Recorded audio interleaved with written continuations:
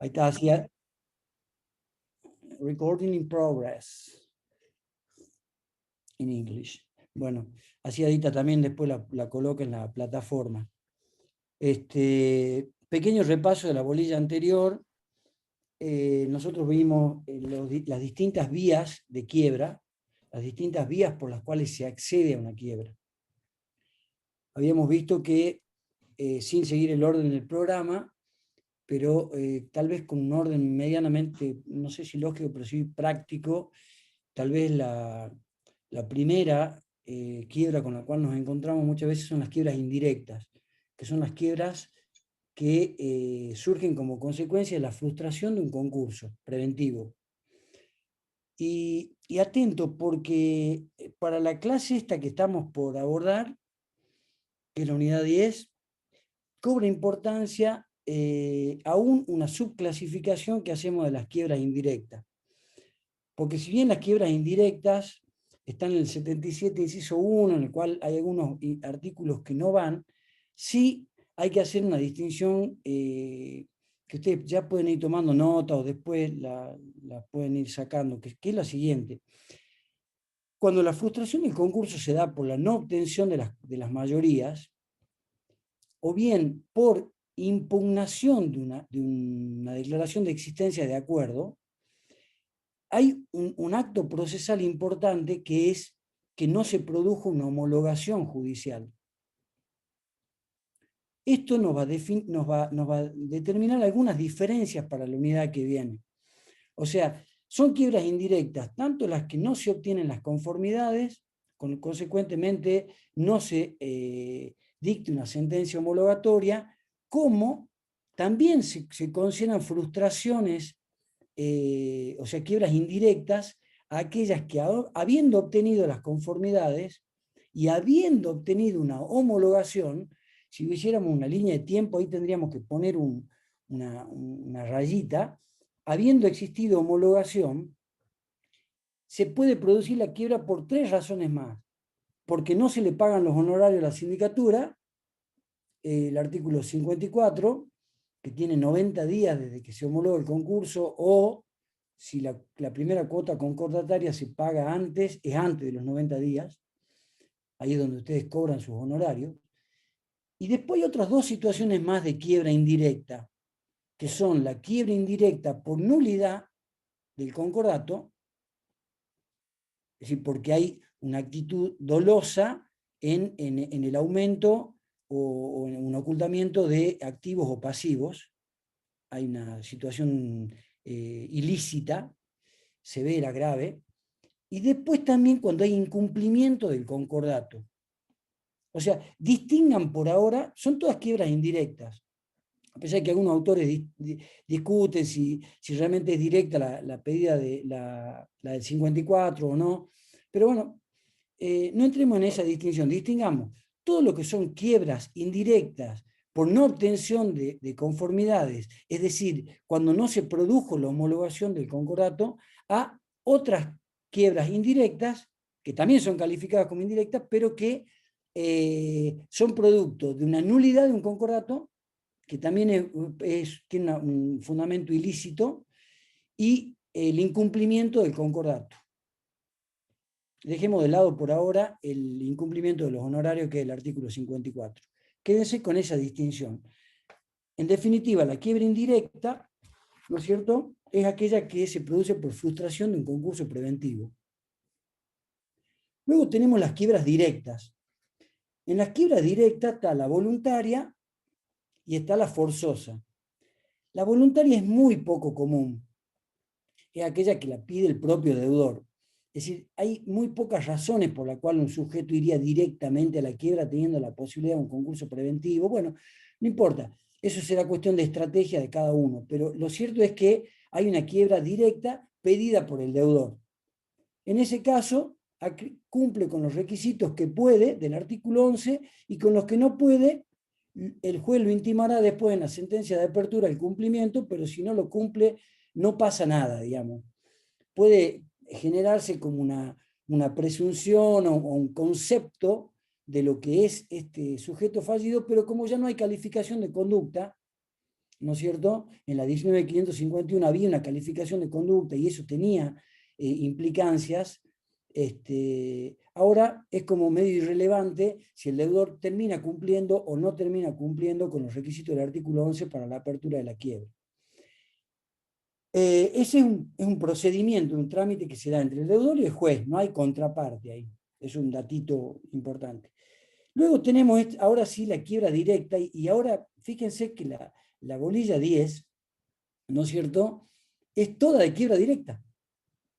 Porque uno cree que dice, la unidad 10 dice apertura, está mal el título, debería decir apertura y recursos, lo vamos a modificar más adelante, pero todos esos recursos en principio son para quiebras directas, por eso es importante la vía de acceso a la quiebra, o casi toda, después vamos a ver algunos detalles. Bueno, la quiebra directa pedida por el acreedor sí es importante porque acá entra a jugar una contienda. Acá sí hay un contradictorio entre un acreedor que pide y un deudor que se resiste a esa pretensión jurídica que es la quiebra del propio deudor. Ahí hay un contradictorio, con lo cual cuando vos, siempre que hables de un contradictorio, tenés que pensar en lo primero que se te tiene que venir a la cabeza, el derecho de defensa. Cuando hay contradictorio tiene que haber un derecho de defensa, ese derecho de defensa está vinculado también con otro principio de derecho constitucional que es el debido proceso, o sea, el proceso que está previsto en la ley de manera anticipada para resolver una determinada cuestión, y esas dos cosas vinculadas con el caso juzgado o la cosa juzgada. O sea, habrá cosa juzgada cuando se reúnan estos requisitos, es decir, cuando haya un contradictorio, y cuando se haya garantizado el derecho de defensa y el debido proceso. Esa sentencia que surja de ese tipo de procesos judiciales recién podrán adquirir la calidad de cosa juzgada. Bueno, eso entre paréntesis. La quiebra pedida por el acreedor, como decía yo, es un contradictorio, pero tiene una particularidad. Acordate que yo te la mencioné la vez pasada. La ley habla de que no existe juicio de antequiebra. Entonces siempre es un clásico, digamos, en los exámenes preguntamos qué significa esa frase, no existe juicio de antequiebra. Es decir, acuérdense ustedes que cada vez que hablemos de quiebra o de concurso preventivo se tienen que dar tres presupuestos. Sustancial subjetivo, sustancial objetivo y el formal. Tiene que haber una sentencia de apertura de un proceso concursal que puede ser preventivo o liquidativo. Entonces, en la quiebra pedida por el acreedor, ¿no es cierto?, hay una sentencia, ¿no es cierto? Ay, Dios mío. No creo que me puedan ayudar a encontrarme porque ni yo sé lo que estaba diciendo. Pero era algo importante. Estás diciendo que en la sentencia pedida por el acreedor, o sea, de la quiebra pedida por el acreedor, ¿no es cierto? Hay un contradictorio, entonces la sentencia... Ahí está. Gracias, Adita. Hay un contradictorio. Esto también hay un contradictorio, esto estaba diciendo, hay un contradictorio, pero la ley dice, medio raramente, no existe el juicio de antequiebra. O sea, la etapa prefalencial, para que hablemos de etapa falencial, como acababa de decir, tiene que haber una sentencia. La etapa prefalencial me limita en lo que se denomina la parte confirmatoria, o sea, o comúnmente llamada de prueba. Yo no puedo aportar cualquier medio de prueba para que le declaren la quiebra a un sujeto.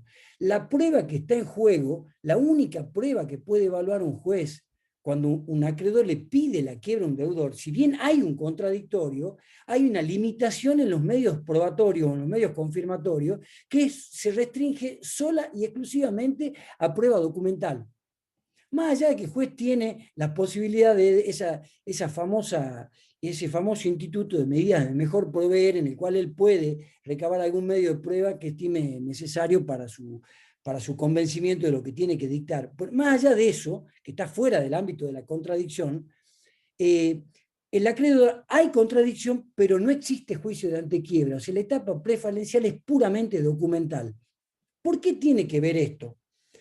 Por lo que vamos a ver en la bolilla siguiente.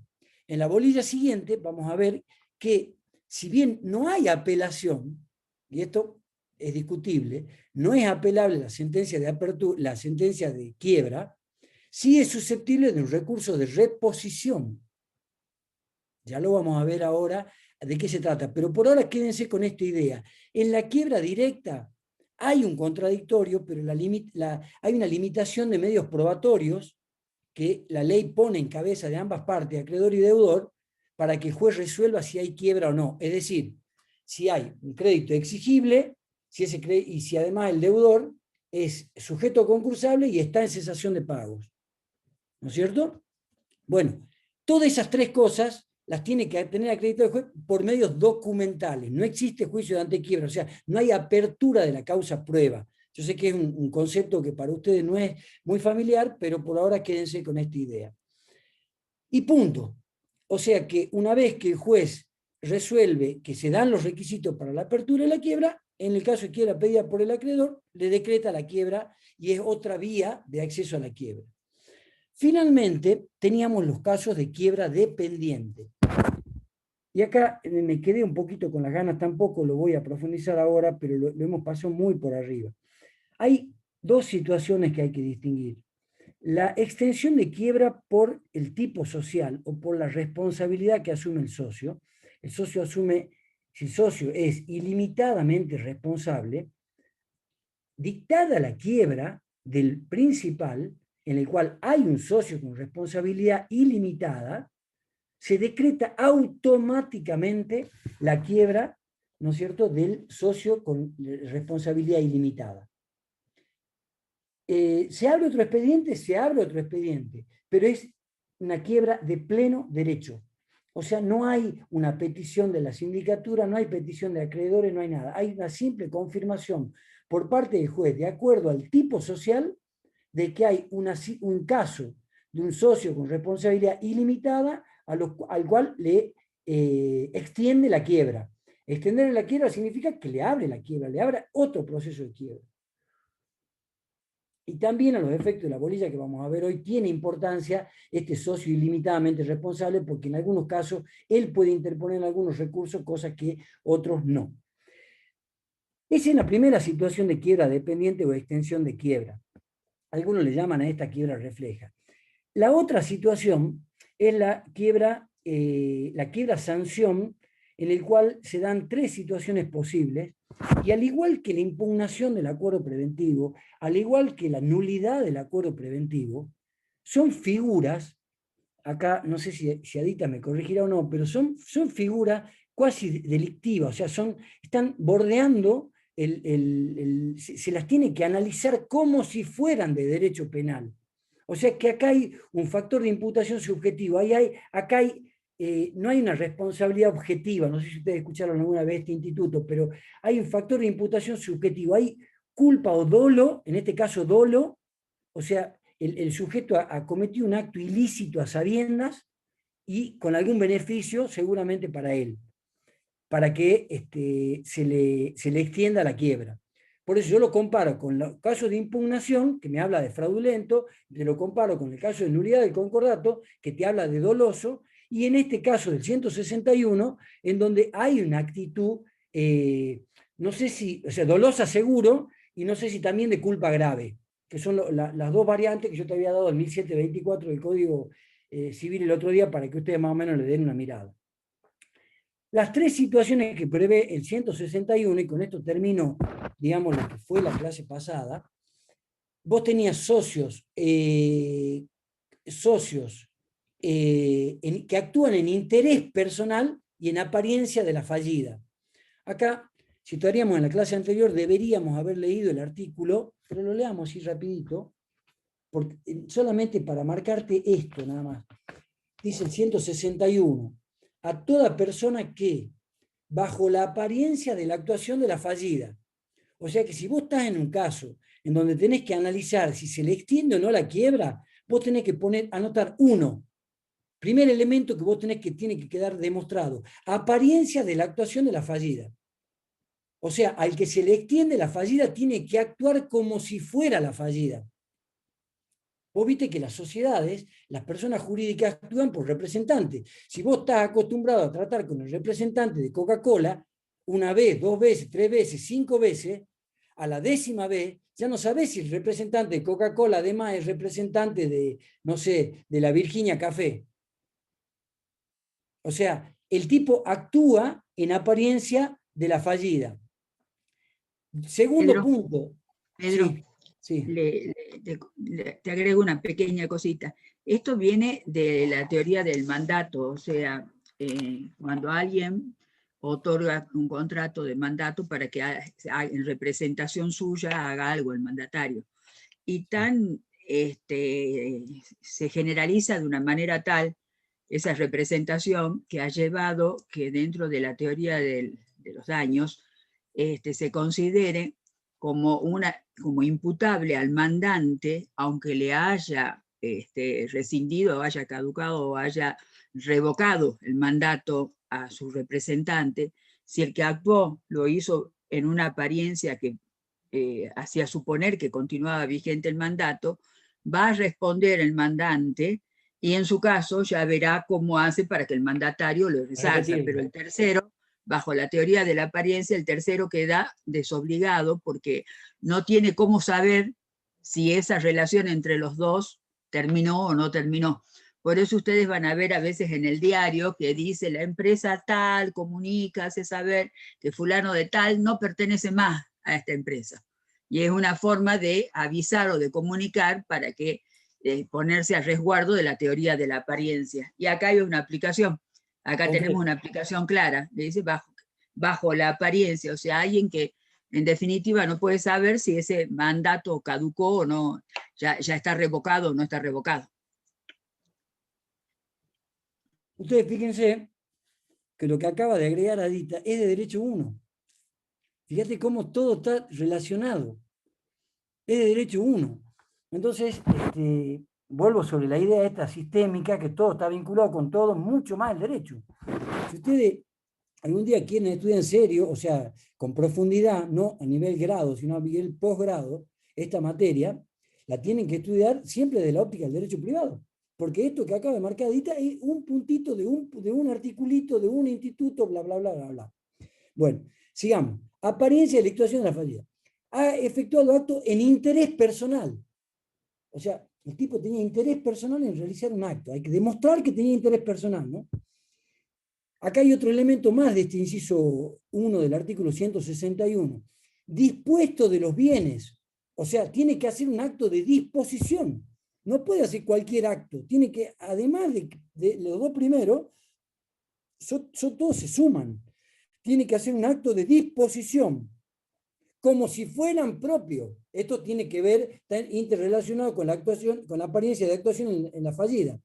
Y el cuarto elemento, en fraude a los acreedores. Para que una quiebra se extienda por actuación en interés personal, que es el título del artículo 161, se tienen que dar estos 4 elementos. De la misma forma, analicemos el inciso 2, que ustedes lo deben tener ahí en la mano porque están todos con la ley. A toda persona controlante, o sea, tiene que haber una situación de control, tiene que haber una sociedad, un ente asociativo donde alguien controla la voluntad social. Cuando ha desviado, tiene que haber una controlante, dice, cuando ha desviado indebidamente el interés social de la controlada. Segundo elemento, sometiéndola a dirección unificada. Tercer elemento, vos podés hacer todo, pero si no lo estás sometiendo a una dirección unificada, no se da la situación del 161.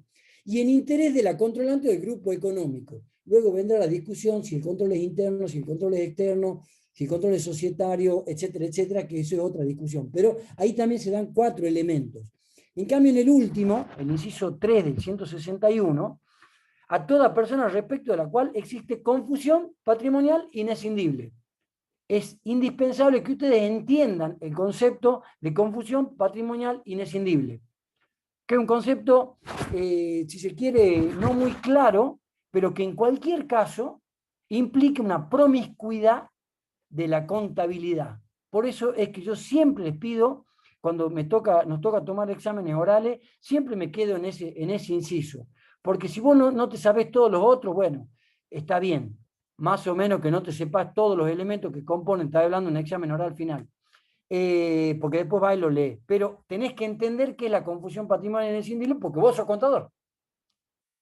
Y vos tenés que saber que acá hay el basamento es que hay una irregularidad en los estados contables. Por eso es que en el artículo 39, mira, me voy rápidamente al artículo 39, algún día nosotros deberíamos estudiar delante de ustedes para que vean cómo se estudia. En el artículo 39 dice, en casos sociales deben informar si se realizaron los aportes, si existe responsabilidad, no, ¿dónde está lo de los libros? Enumeración de los libros con dictamen sobre la regularidad, dice el artículo 39, inciso 4. Enumeración de los libros de contabilidad con dictamen sobre la regularidad. Esas cosas que uno aparentemente no le da bolilla, no le da importancia, al momento de una quiebra son importantísimas, porque si el síndico, el buen síndico, la buena síndica, advierte todas estas situaciones, facilita el análisis de lo que está ocurriendo, digamos, ya sea a favor del concursado, en contra del concursado, no importa. El síndico es un funcionario público, es un órgano independiente que él tiene que ir a este difícil equilibrio entre deudor y acreedores. Bueno, esos son los 3 casos de confusión patrimonial inescindible que yo la vez pasada me quedé con la sensación de que eso era una forma de expresarle a ustedes cómo se debe estudiar ese tema, y lo que cerraría, digamos, los 3 casos de quiebra que plantea el programa: quiebra directa, quiebra indirecta y quiebra dependiente. No sé si alguien quiere hacer alguna pregunta sobre ese tema puntual, cortita, una sola pregunta, y de ahí entramos en lo que sería la bolilla 10. Profesor, buenas tardes. Ahí cuando hablamos del 161 es como la teoría del velo. Correr la teoría del velo. Bueno, Claro, eso lo explicó Adita también el otro día. ¿En qué caso sería correr? Sí, se puede, está en la bien, primera, está muy bien la asociación, está muy bien la sinapsis que hiciste, porque hay una forma de correr, claro, totalmente, sí, sí, totalmente, porque hay un correr el velo. Eso que ella dice, creo que es Cora, ¿no? Fernández Cora, creo que es, no la vi al no, comienzo. Fernanda, ¿Cómo? yo, profe del Valle. Ah, ahí está, Fernanda, que no te vi al comienzo. No, Lo que dice ella es que, también lo mencionamos nosotros en clase, yo no sé si lo había dicho Adito o lo había dicho yo, pero uno de los dos lo dijo, que las sociedades comerciales, ¿no es cierto?, son entes abstractos, son creaciones jurídicas, o dicho en términos de Kelsen, para que ustedes no entiendan absolutamente nada, aunque estaría bueno empezar a ser más técnico, dice, las personas jurídicas son centros de imputaciones de normas. Imagínate, ¿no? Tendríamos que dedicar una buena clase a esto, estaría buenísimo. Es un centro de imputación de normas. Ustedes dicen, persona, es aquel ente capaz de adquirir derechos y contraer obligaciones. Eso en privado uno lo estudian así, de ese modo. Bueno, una persona jurídica, ¿no es cierto?, es una representación ficticia, no existe en el campo de la realidad, es intangible, como todo el derecho, es genial el derecho, es un ente intangible a la cual nosotros le asignamos significado, pero en definitiva siempre hay personas de carne y hueso detrás, o como dice el Código Nuevo, personas humanas, que son aquellas, las define, el Código dice, son las que tienen apariencia de humanidad. Yo entro ahí, pego en el palo, entro. Bueno, detrás de una persona jurídica, que es una ficción, hay personas humanas. Las personas humanas son, como el cuento de los 5 deditos del gordito que se lo comió, bueno, está siempre la persona humana. Las sociedades están hechas para que las personas humanas puedan hacer negocios acotando el capital de trabajo.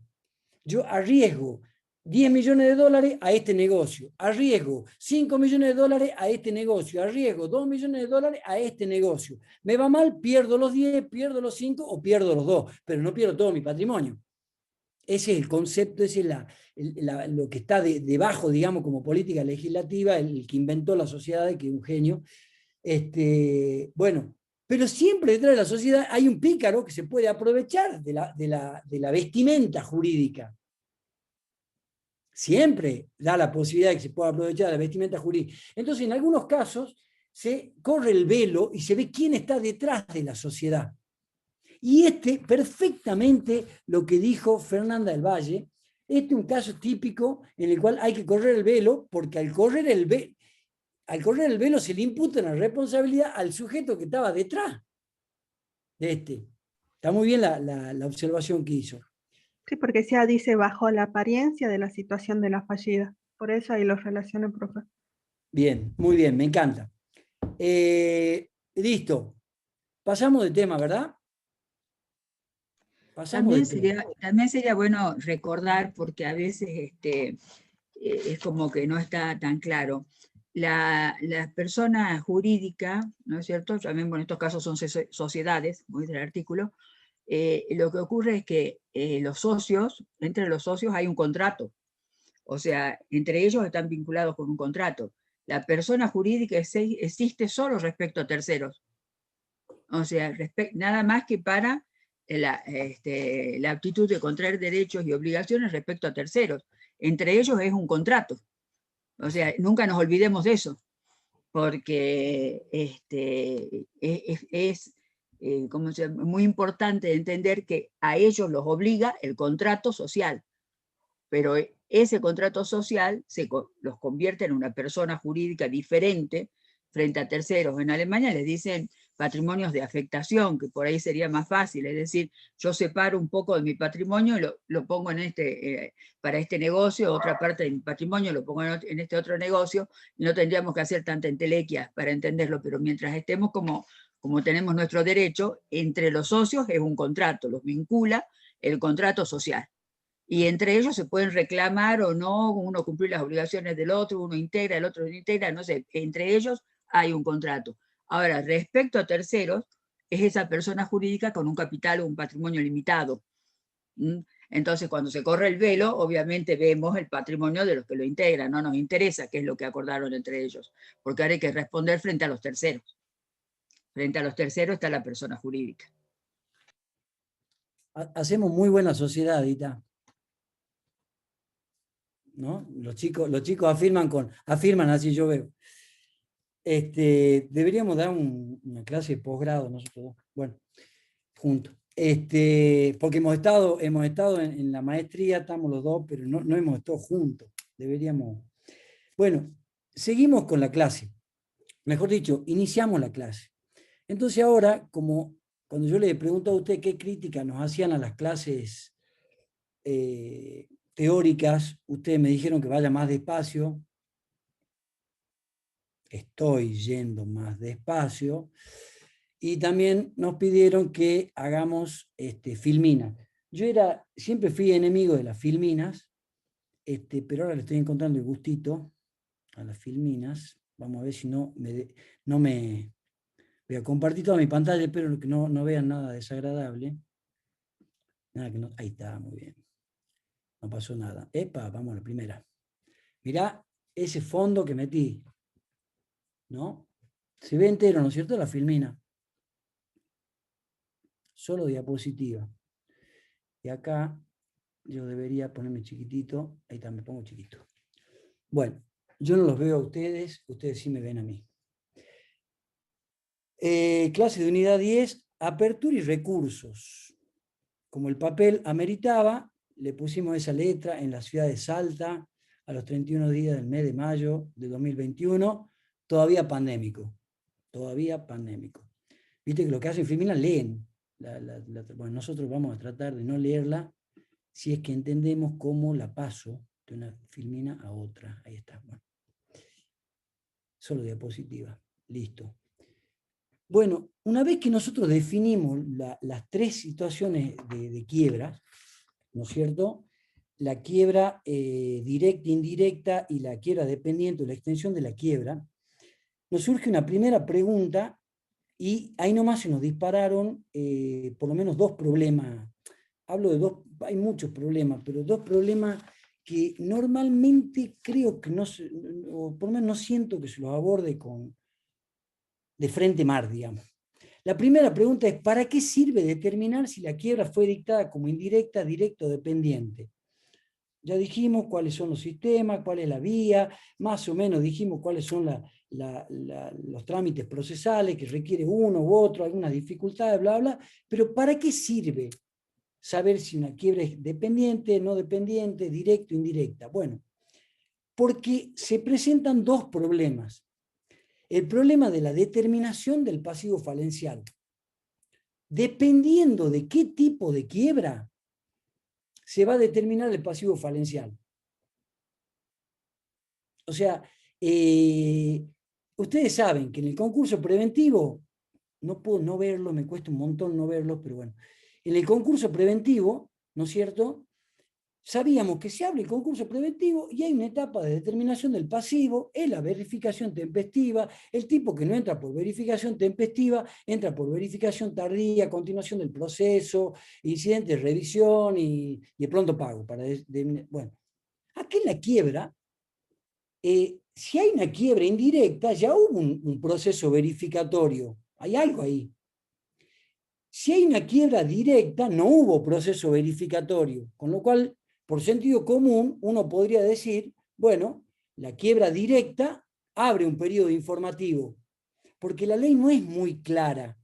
Ustedes fíjense en el artículo 200, ¿no es cierto?, cuando habla de la verificación, habla, junta el artículo 32, el 33, el 34, el 35, el 36, el 39, o sea, junta todos los artículos en el artículo 200 y no es muy claro ahí. Pero uno podría suponer, dice, bueno, hay quiebra directa, se abre un periodo informativo, el síndico deberá poner día y hora para atender y domicilio, pedirán verificación de crédito, observaciones, informe individual, resolución del 36, que no es, sí, que también es la del 36 porque le refiere el artículo en la resolución verificatoria y bla, bla, bla. Ahora, ¿qué pasa cuando la quiebra es indirecta? Tomamos todo el laburo que hizo la sindicatura. El otro día en clase se le preguntó a Gracia Ávila, el artículo 64, el 63, que se contrapone con el 253, ¿cómo se resuelve? Y él dijo, bueno, yo si es indirecta siempre le doy a la misma sindicatura y chao. Pero no, dijo, hay una discusión ahí, pero yo desde el punto de vista pragmático lo resuelvo de este modo. O sea, hay ahí algún problema. También hay otro problema, que el segundo problema que está acá anotado, es el problema de la actuación sindical.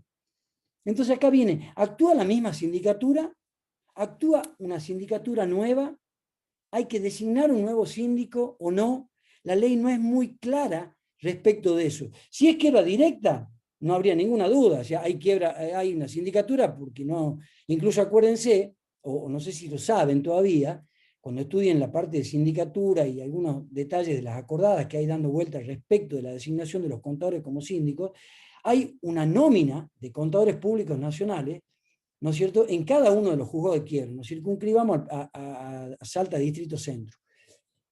Hay una nómina que son 15 sindicaturas titulares y 10 suplentes, y creo que son 10 sindicaturas o 15 sindicaturas titulares para la quiebra y 10 suplentes. O sea que distingue concurso preventivo y quiebra. Cuando a vos te designan en una de concurso preventivo, te sacan del bolillero, ¿no es cierto? Y no podés ser síndico de un concurso preventivo hasta tanto se designen al resto de los síndicos. Y lo mismo para el caso de la quiebra. O sea, hay un tema si es la misma sindicatura o no es la misma sindicatura. Es todo un problema eso. Porque si yo me quedo con que hay distintos tipos de quiebra y no digo más nada, bueno, está bien, dice lo que digo la ley, pero no le doy sustancia, digamos. Entonces, esta es la pregunta, ¿para qué sirve determinación de quiebra? Y vamos a ver si podemos abordar el problema de la determinación del pasivo falencial en uno u otro quiebra y el problema de la actuación, ¿no es cierto?, de la, ¿cómo sería para pasar la filmina? Bueno, espera, ténganme paciencia. Menos mal que no aparece nada raro, ¿eh? Visualización vamos a hacer así a lo mini panorama y vamos a la 3. Bien. Entonces, ¿cómo se determina el pasivo falencial? Era la primera pregunta que yo les había hecho, solo diapositiva. ¿Cómo se determina el pasivo falencial? Bien. Fíjate la filmina, ¿no es cierto? Yo simplemente después te la mando, por supuesto. Esto es un método de estudio, siguiendo con lo que hablamos al comienzo con Adita. Hablamos de actuación, acuérdense que en derecho privado veíamos tal cosa. Hablamos de persona jurídica, acuérdense que el contrato, bla, bla, tal cosa. O sea, es un modo, estamos dando un modo de cómo se estudia la materia. Y vemos que es no es lineal la materia. O sea que hay que interrelacionar artículos. ¿Cómo se determina el pasivo falencial? Diferenciemos lo que es quiebra directa, quiebra dependiente o quiebra indirecta. Ahí te pongo el número de artículo y te pongo qué es lo que ocurre. En la quiebra directa, y ahí te pongo el número, te refiero al número de artículos, siempre se abre un periodo informativo. Fíjate, si lees el artículo 88, ¿no es cierto? Último párrafo, dice, supuestos especiales. En el caso de quiebra directa, o bla, bla, bla, la sentencia debe fijar una fecha hasta la cual deben presentar las solicitudes de verificación de crédito ante el síndico. Y ahí te refiere al 32. O sea, se abre un periodo informativo. Se entiende por, cada vez que ustedes encuentren la palabra periodo informativo en los libros de concurso y quiebra, se entiende por periodo informativo tanto a los informes individuales como al informe general. El periodo de información para la toma de decisiones tanto de los acreedores, en el caso del informe general, como de la judicatura, en el caso del informe individual. El informe individual le proporciona los elementos contables, acuérdense la clase de Casadio Martínez, le proporciona elementos informativos contables al juez para que el juez resuelva si verifica o no verifica un determinado crédito. Se basa pura y exclusivamente en el informe individual, porque no tiene en principio los elementos, ni el pedido de verificación, ni todo el legajo, aunque lo pueda tener, y aunque es de estilo que los jueces lo pidan al legajo de los acreedores. Pero en principio la ley está pensada para que el juez resuelva en base al informe individual del síndico el pedido de verificación. De la misma manera, los acreedores que deben dar la conformidad o no a una propuesta concordataria se basan en el informe general. De la misma manera, si se le va a extender la quiebra a una persona, si se va a determinar el estado de cesación de pago, el inicio del periodo de sospecha, el inicio de cesación de pago, o la extensión de responsabilidad, o si realizaron aporte o no, todo eso, que son efectos colaterales, tangenciales, posibles y futuros de una quiebra, surgen del periodo informativo del informe general de la sindicatura. Tremendo. Tremendo. Bien. Entonces, en la quiebra directa se abre un periodo informativo nuevo y se da una verificación tempestiva. Ahí pasa casi lo mismo, o prácticamente lo mismo que en el concurso preventivo. ¿Qué pasa en el caso de quiebra dependiente o extensiva? Lo puse por orden de complejidad. En el caso de quiebra dependiente o extensiva, tampoco hay un concurso preventivo, no hubo un periodo informativo anterior. Si le decretan la quiebra a un sujeto y le extienden al socio ilimitadamente responsable o lo sancionan al controlante, le corren el velo, lo que sea, y le extienden la quiebra a un sujeto diferente, distinto del fallido, no hay periodo informativo. Entonces, no hay ninguna duda que ahí también se aplica el artículo 88, último párrafo, y se abre un periodo informativo. No lo dice la ley, esto lo digo yo porque no queda otra alternativa. No hay forma que se determine el pasivo si no hubo nada antes. Los casos de complejidad son los casos de quiebra indirecta. ¿No es cierto? Todos los que están en el 77, inciso 1. En ese caso, volvamos a la pregunta. Dice, ¿cómo se determina el pasivo falencial? Y la respuesta te la da después del igual. Se mantiene, hay un concurso preventivo, hay un concurso preventivo anterior, hay frustración de un concurso preventivo y hay una quiebra. Entonces, ¿cómo se determina el pasivo falencial? Y ahí viene la primera cuestión que es general para todas las situaciones, me animo a decir. Esto acepto que haya discusión al respecto, pero yo me animo a decir que acá hay una situación común a todos los casos de quiebra indirecta, que es los acreedores concurrentes no necesitan nueva verificación. Y acá los que vienen estudiando la materia saben que acreedor concurrente significa algo. Que no es lo mismo decir acreedor concursal o que decir acreedor. No es lo mismo. Y no lo vamos a aclarar el tema porque ya supongo que ustedes ya saben que es acreedor concurrente. El acreedor concurrente que verificó en el concurso preventivo no necesita una nueva verificación. Me animo a decir, esto se aplica el 202, me animo a decir que esto se da en todas las situaciones de quiebra indirecta. Pero acá se dan dos situaciones más. Si no existen mayorías o hay una quiebra porque se hizo lugar a la impugnación de la declaración de existencia de acuerdo. Acordate lo que te dije al comienzo de la clase de hoy. son casos de quiebra indirecta. Sí, son todos casos de quiebra indirecta, pero en este caso de quiebra indirecta, no hubo sentencia homologatoria. Y si no hubo sentencia homologatoria, ¿qué significa? Te leo la parte pertinente del artículo 59.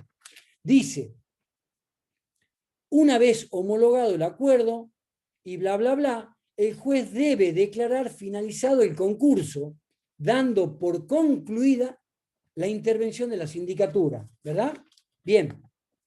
Entonces, no existe mayoría, hay una impugnación, se mantiene la resolución verificatoria del concurso preventivo. No hay modificación en esto. O sea, los acreedores concurrentes no vuelven a verificar, la sindicatura hace una actualización, ¿no es cierto?, de los créditos que se han verificado o se han declarado admisibles y punto. No hay nada más. Ahí no sé si me confundí un poco, si les generé alguna confusión, pero quédense con esa idea, que si no existe mayoría o se declara la quiebra por impugnación, se mantiene la resolución del 36. ¿Por qué? Por el 202 primer párrafo, que le doy una pequeña leída. 202 primer párrafo. Ahí está.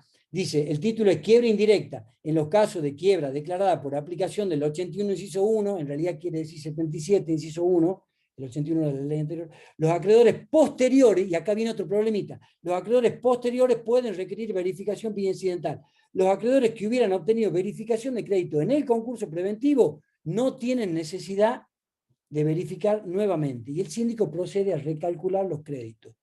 Ahora, hasta ahí más o menos bien. Ahora, la ley, porque hubo una homologación, porque hubo una novación de obligaciones, por efecto del artículo 55, establece que el pasivo falencial se determina en el caso de quiebra indirecta si hay nulidad o hay incumplimiento, se mantiene, esto lo digo yo, acepto discusión, se mantiene la resolución verificatoria y se abre un nuevo periodo informativo. ¿Por qué digo esto? Por lo que acabo de leer, el 202, pero también por el 62, inciso 6, que es de la nulidad, y el 63, que es el del incumplimiento. Leída rápida. 60, el 202 lo acabamos de leer. El 62, inciso 6. Ustedes lo deben tener a mano. Síganme. Abre un nuevo periodo de información, corresponde aplicar el artículo 200-202. O sea, una nueva verificación tempestiva. Y el 63, último párrafo, que habla de la hipótesis del incumplimiento, dice, ¿dónde está? En todos los casos en que el 64, perdón, estando pendiente, se aplican los incisos 6 y 7 del 62. O sea que en caso de que se declare la quiebra estando pendiente el cumplimiento de un acuerdo, que es la hipótesis de incumplimiento, también se aplica lo mismo que para el caso de nulidad, es decir, se abre un periodo informativo. Entonces, yo digo esto y acepto que alguien me diga, no, profe, son excluyentes. O se mantiene la resolución del 36 y la sindicatura lo actualiza, o se abre un nuevo periodo informativo. ¿Qué significa en la práctica que se abre un nuevo periodo informativo? Que los acreedores van a tener que volver a verificar todos sus créditos. Entonces yo pierdo la posibilidad de todo el trabajo informativo que hizo la sindicatura en el concurso preventivo. No sé si se entiende esto, después me quedo abierto a alguna pregunta, pero termino con dos preguntitas para pensar. Son preguntas de examen. ¿Qué pasa con los acreedores? Porque en todo lo anterior yo te estoy hablando de los acreedores concurrentes. Pero ¿qué pasa con los acreedores que han sido acreedores posteriormente a la apertura del concurso y están en el interregno en el intervalo entre la apertura del concurso y la declaración de quiebra indirecta? Ahí el concursado sigue trabajando, sigue generando deudas, créditos, débitos. Bueno, esos acreedores, en principio, la primera lectura que vos tenés que hacer es, si hay quiebra indirecta, se entiende que se toma la verificación del 36, la sindicatura actualiza, y luego el juez decide si abre un nuevo periodo informativo o le permite a los acreedores postconcursales, cuando digo postconcursales me refiero a los acreedores posteriores al concurso preventivo, ¿no es cierto? Si esos acreedores posteriores a la apertura del concurso preventivo verifican vía tempestiva o vía incidental. La ley aparentemente le da la facultad al juez que abra o no abra un periodo informativo. Y a los acreedores que verifican vía incidental se ocupa de aclarar de que no se les cobrarán costas. O sea, como una forma, se saltea la quiebra, la etapa informativa, la determinación del pasivo falencial. Es todo un problema, no sé si he conseguido más o menos explicarlo, pero me quedo con estas dos últimas preguntas. ¿Qué pasa con los acreedores concursales que no verificaron el concurso preventivo? Si yo le hiciera alguna pregunta a ustedes, probablemente muchos de ustedes, casi todos, me animaría a decir que me referirían al artículo 56 y me dirían, bueno, de acuerdo al artículo 56, si el tipo no verifica, luego de transcurridos 2 años desde la apertura del proceso concurso, de la presentación de petición de concurso preventivo, prescribe el crédito. Bueno, pero esa prescripción va para el concurso preventivo. Y si después termina en quiebra, la prescripción en principio no va para la quiebra, pero se adquirió ese derecho o no se adquirió el derecho por parte del concursado, por el solo transcurso del tiempo. Bueno, ahí hay un tema. Se aplica el plazo de prescripción del artículo 56, lo que le estaba diciendo. Y bueno, esto ya para nosotros, para Diti y para mí, si es un plazo de caducidad o si es un plazo de prescripción, no le den bolilla a esa pregunta, porque es más jurídica, pero la quería anotar porque siempre lo tengo ahí como pendiente, me gustaría después un día que lo estuvimos junto con Adita. Bueno, y la segunda pregunta es, ¿qué pasa con los acreedores concursales que aún no son concurrentes? O sea, los tipos no se han presentado a verificar. A ellos tienen que ir al proceso. Bueno, son preguntas que requieren un montón de situaciones o de respuestas posibles y nos hacen un poco pensar. No sé, Adita yo la veo que está ahí por aportar, no sé si me querés aportar algo o querés corregirme en algo. No. Estoy escuchando, estoy anotando nomás. Bien. Sé que algo debe haber tenido en la cabeza porque ya le conozco sus ojitos. Bueno, entonces eso es, yo sé que no está todo, pero ya está en la filmina. Sigamos avanzando un poco. Vuelvo a compartir pantalla, ¿no es cierto? Y vamos a ver, ¿cómo hago para pasar de una? Bueno, no sé. Vamos a la... Yo les había dicho que habían 2 preguntas, miren, estas son las 2 preguntas. El problema, no son problemas. A mí me gusta hablar de problemas porque un problema para mí no es un problema. Aprendí eso, tengo tantos problemas en mi vida que aprendí a convivir con los problemas. Entonces, para mí los problemas son fuente de información, de conocimiento, de complejidad. Es decir, no aspiro a tener una vida pacífica, una vida om. No soy tibetano que vive perfecto, no. Tengo problemas, bueno, si tengo problemas estoy vivo. Primera cosa. No tiene que ver con el derecho, pero no importa. Si tengo problemas, ahora, desde el punto de vista académico, lo que nos sirven son los problemas. Porque el problema te hace pensar. Si yo tuviera que dar una clase, como ustedes lean Graciable, lean Rijor, la clase de la unidad 10 la dan en 3 páginas. La leen en 3 páginas, pero hay problemas, y el problema nos genera pensamiento, y nos genera discusión, debate, y distintas posiciones. Entonces, los 2 problemas que teníamos, respecto de saber qué tipo de quiebra era el problema de la determinación del pasivo falencial, que a algo referimos, y el problema de la actuación sindical. Bueno, solo diapositiva.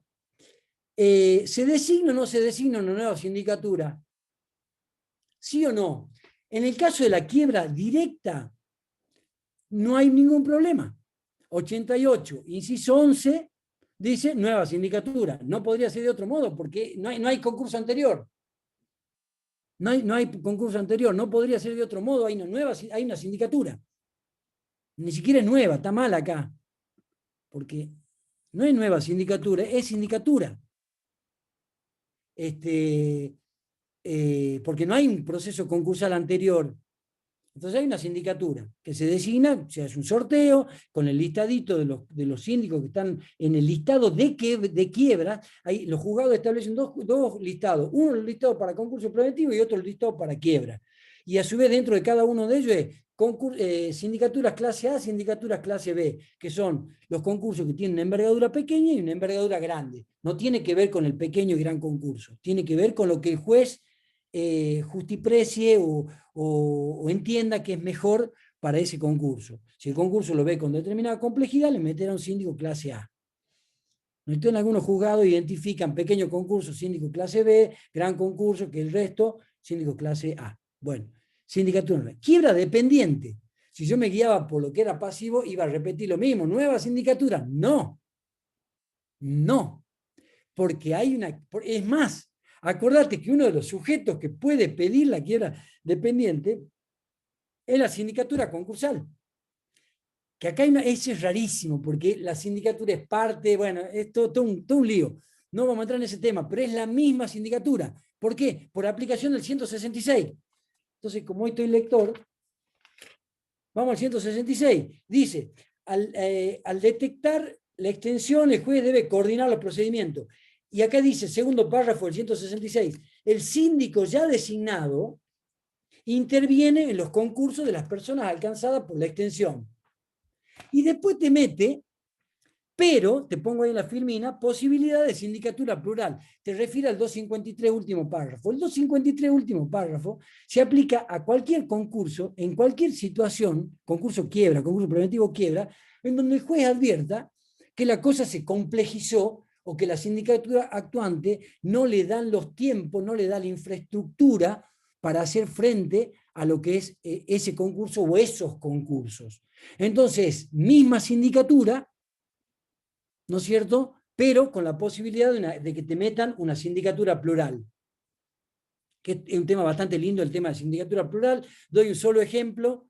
En el caso de Aerolíneas Argentina, hubieron, y ahora ya me olvidé de la cifra exacta, pero creo que eran 7 sindicaturas, en el cual había todo un trabajo de coordinación, qué sé yo, unos que se dedicaban a los créditos impositivos, otros a los créditos internacionales, otros al informe general, otros al informe individual. Bueno, habían 7 sindicaturas, incluso se puede mezclar síndicos clase A, clase B. Sindicatura plural es un tema lindo para leer. Parece sencillo, pero es un tema lindo para leer porque ustedes son síndicos, potenciales síndicos.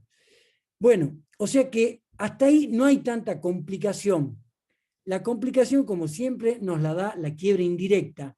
En una pregunta que hizo una alumna el otro día, muy bien, me encantó esa pregunta porque me encantó la pregunta, no importa por qué.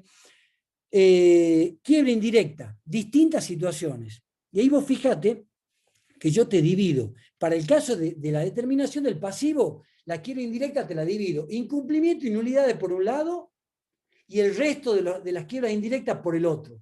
Esa es la distinción que vos tenés que tener claro.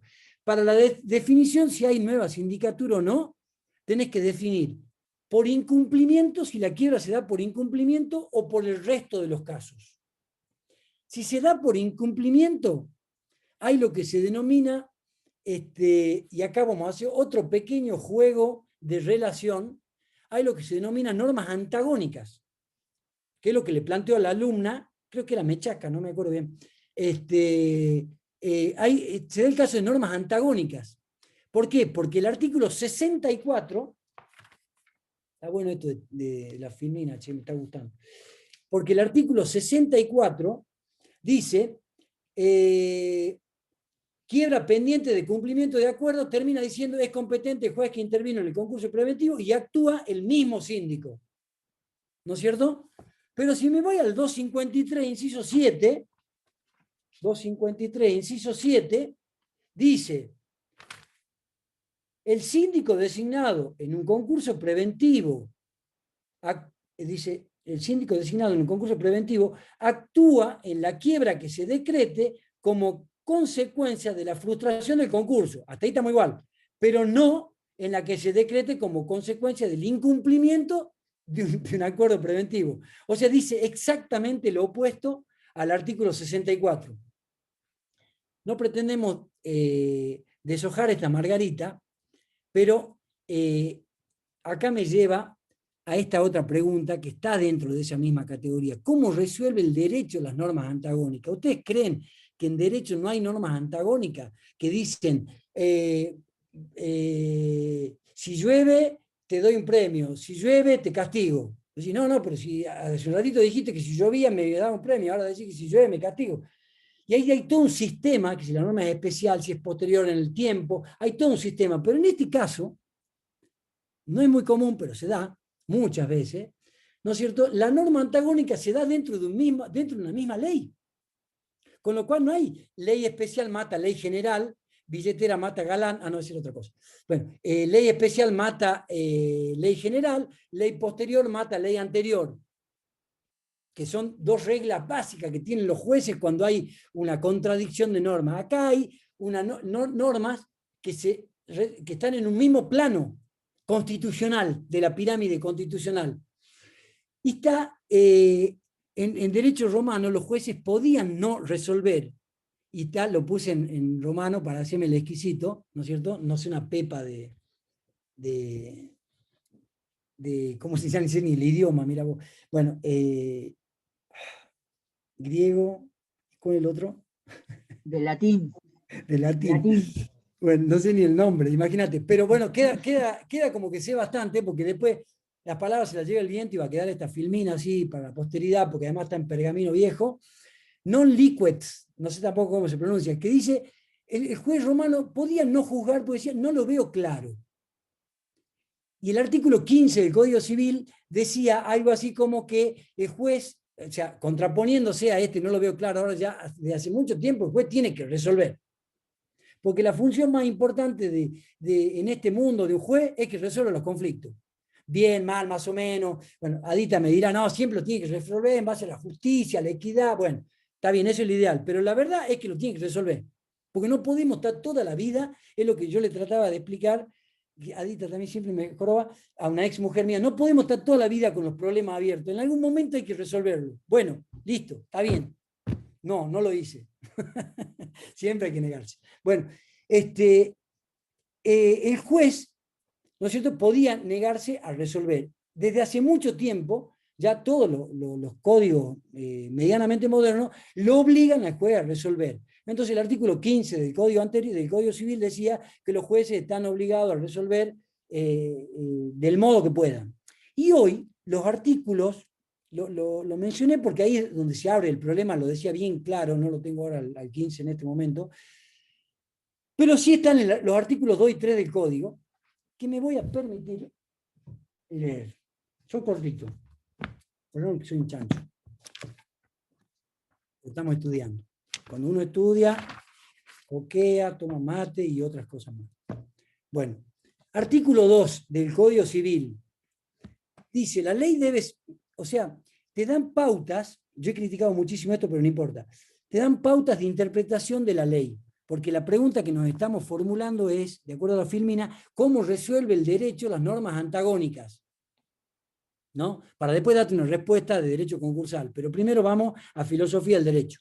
Entonces, ¿cómo resuelve el derecho en normas antagónicas? Y aquí el código, por lo menos dentro de lo que es la esfera de derecho privado, y el derecho concursal está dentro del derecho privado, le da pautas de interpretación. Dice, la ley debe ser, en un Estado republicano, el que genera la ley es el poder legislativo.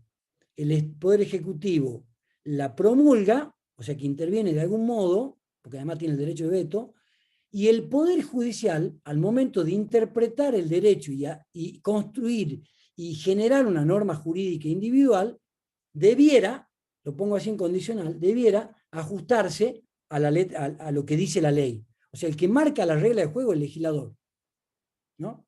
Entonces dice, la ley debe ser, pero acá le da pauta, porque no todas las leyes son perfectas. La ley debe ser interpretada teniendo en cuenta sus palabras, sus finalidades, leyes análogas, disposiciones que surgen de tratados de derechos humanos, principios, valores jurídicos, de modo coherente con todo el ordenamiento. Cada una de estas palabritas implica una clase adicional más. No la vamos a hacer, quédese tranquilo. Pero quiero decirte que la ley da una pauta de interpretación. Y acá viene algo que se asemeja al viejo artículo 15. El artículo 3. Deber de resolver. Deber. Imperativo categórico. El juez tiene el deber de resolver. No importa si tiene la norma bien, la norma mal, macanudo, sin no importa. El deber de resolver. El juez debe, imperativo categórico, debe resolver los asuntos que sean sometidos a su jurisdicción. Y acá le agrega una palabra que a Edita le encanta mucho, que es mediante una decisión razonablemente fundada. Eso da para 5 clases. La palabra razonablemente fundada puesta en el artículo 3 del Código Civil da para 5 clases más y no les exagero. Bueno, cierro ese paréntesis de cómo resuelve el derecho normas antagónicas. O sea, hay que buscarle una interpretación. No podemos decir, bueno, nos quedamos cortos de ley o la ley dice cosas incongruentes. No. Hay que buscarle la forma. La opción 1, de ahí me puse muy simplificador, es 59 más 289, igual 64. O sea, el 59 hablaba que la homologación finaliza la tarea de la sindicatura y el 289 habla que en los pequeños concursos el controlador del cumplimiento es la misma sindicatura. En ese caso, podría entenderse de que es la misma sindicatura en el caso de incumplimiento porque es el órgano que estaba a cargo del controlador del cumplimiento. La opción 2, esa podría ser una opción, no digo que sea la mejor ni la más, es la que se me ocurre a mí. Y la opción 2, que también quiero incorporar este otro concepto que ya lo mencionamos también varias veces, que es la sana crítica. O sea, o apreciación razonada para el caso concreto. El criterio de la sana crítica es todo un mecanismo, es todo un instituto que tiene que ver con la prueba, con los medios de convicción, con los medios probatorios, que hay 2 sistemas probatorios. El sistema en el cual el legislador le dice al juez qué valor probatorio tiene cada elemento, y hay otro donde es de libre interpretación.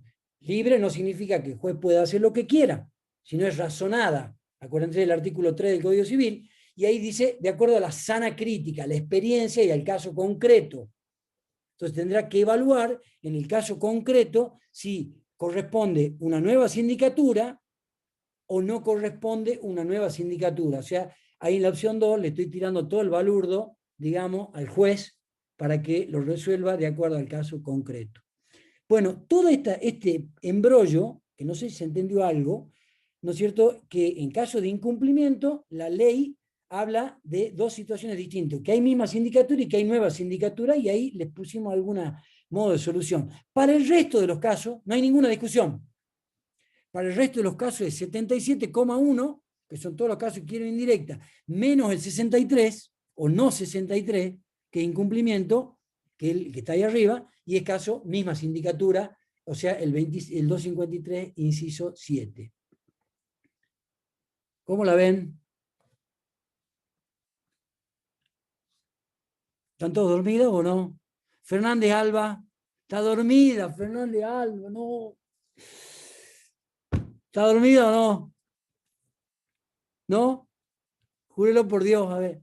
Como un amigo mío dice, yo no creo en Dios, pero en el Señor de Milagros sí, te juro por el Señor de Milagros, decía el tipo. Bueno, listo, ahí juró. Bueno, esos son los dos problemas que nos habíamos planteado. ¿Alguna preguntita rápida hasta ahí? No importa que no se entienda todo, yo después les paso la filmina, pero por lo menos ustedes van leyendo los artículos como están puestos ahí. Es una propuesta de lectura, hay varias propuestas de lectura de ese mismo tema. Hoy se me ocurrió hacer eso. ¿Alguna preguntita? Cuando no hay pregunta, en el 90% porque no se entendió nada, y en el 10% porque fue muy Pedro, claro. Sí. Pedro, y si vos les comentás a los chicos, puesto en el papel del juez, ¿cómo resolverías? Qué mala que sos. O sea, ¿cuándo considerarías que un caso concreto da para la sindicatura distinta o cuándo para que continúe la misma sindicatura? A mí me gusta, yo asocio que el pequeño concurso es un concurso chico. Ya sé que ustedes me dirán, pequeño, chico, sí es lo mismo, pero el pequeño concurso, el concurso del electro, de la Termo Andes, qué sé yo, fue un pequeño concurso, porque había un solo acreedor, que era un acreedor internacional y eran millones de dólares. Y fue un pequeño concurso. ¿Por qué? Porque el pequeño concurso se define por menos de 20 acreedores, menos de 20 trabajadores y menos de no sé cuánta plata, ¿no es cierto? De 10 salarios, no sé cuántos salarios. 30 creo que son. Yo digo, si es pequeño concurso, sigue la misma sindicatura en el caso de Contralor, aplico y la mantengo a la sindicatura en el caso de pequeño concurso. Si hay gran concurso, y por ahí la oxigeno con una nueva sindicatura, en el caso este. Por ahí en un gran concurso, yo haría esa distinción como preconcepto, digamos. También ¿Vos qué una harías? opción también. No, eso está bien, eso está correcto, me parece perfecto. Además, se condice con la ley, pero también podría pensarse que cuando se habló de incumplimiento, ¿no es Sí, cierto? El caso del incumplimiento se lo separa, es decir, ya el concurso terminó, está cumpliendo, y habría que analizar si en ese proceso de cumplimiento sí. necesitamos el síndico que evaluó anteriormente, porque supongamos está al comienzo, todavía no pagó, necesitamos esa tarea, o está en un periodo donde por las cuotas que quedan o lo que fuere, ya sería innecesario que intervenga el mismo síndico y, como vos Nuevo decís, síndico. oxigenaría a otro. ¿eh?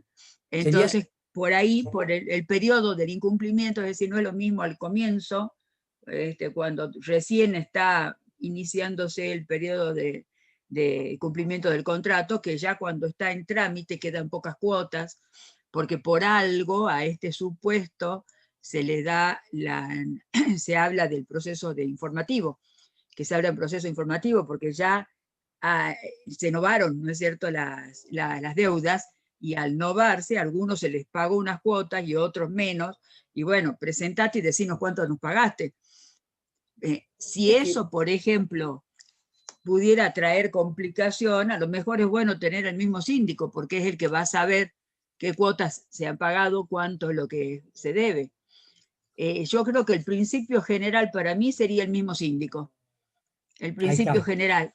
La excepción podría ser que ya en el trámite del concurso el cumplimiento esté avanzado y no necesitemos a este síndico. De todas maneras, como no es que lo estemos beneficiando o perjudicando, porque de última, cuando empiece a intervenir como en una quiebra, se lo va a notar como que ya tiene una quiebra, o sea que no va a perjudicar a nadie, ¿no?